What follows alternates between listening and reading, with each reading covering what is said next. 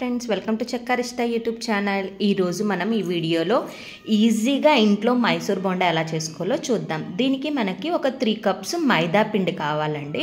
ఒక గిన్నెలో 3 కప్స్ మైదా పిండి తీసుకోవాలన్నమాట.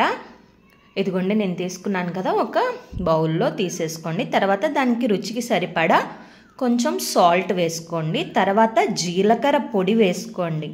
మా పిల్లలు జీలకర్ర వేస్తే తినరు, అందుకనే నేను ఇలా పొడి చేసి వేసుకుంటున్నాను అనమాట. ఒకవేళ మీరు కావాలంటే మామూలుగా అలాగే జీలకర్ర వేసుకోవచ్చు అనమాట. బాగా ఉంటలు లేకుండా కలుపుకోండి పిండిని. మైదా పిండి కలిపేటప్పుడు జాగ్రత్తగా కలపండి. ఒక్కొక్కసారి మనకి కలపడం వల్లే మైదా పిండి కొంచెం ఫ్లఫీగా అవుతుందన్నమాట. అలా మనం మంచిగా కలుపుకోవాలి. ఇదిగోండి కొంచెం. తర్వాత మనం కొంచెం సేపు ఈ పిండిని నానబెట్టాలి.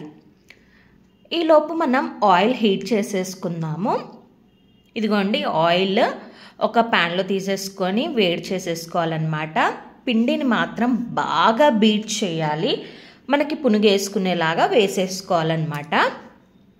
కొంచెం నానాకే వేయండి, జాగ్రత్తగా వేసుకోండి. ఒక్కొక్కసారి మనకి ఈ మైసూర్ బోండాలు పగులుతాయి అన్నమాట. అందుకనే కొంచెం నానాక వేసుకోవాలి. అప్పటికప్పుడు వేసుకుంటే ఖచ్చితంగా పగులుతాయి, టేస్ట్ కూడా మారుతుందన్నమాట. అందుకనే కొంచెం సేపు ఒక హాఫ్ అన్ అవర్ వరకు దాన్ని పిండిని కలిపిన దాన్ని అలాగే ఉంచుకోవాలి. తర్వాత ఇలా వేసుకోవాలి. అంతే అండి, ఎంతో ఈజీగా మనము ఇంట్లోనే మైసూర్ బోండా చేసుకున్నాం కదా. ఒకవేళ మీకు ఈ వీడియో నచ్చితే please like, share and subscribe చెక్కారిష్ట యూట్యూబ్ ఛానల్ అండి. మీరు కూడా ఇలా ఏమైనా ట్రై చేశారో ఒకసారి కామెంట్ చేయండి. బాయ్.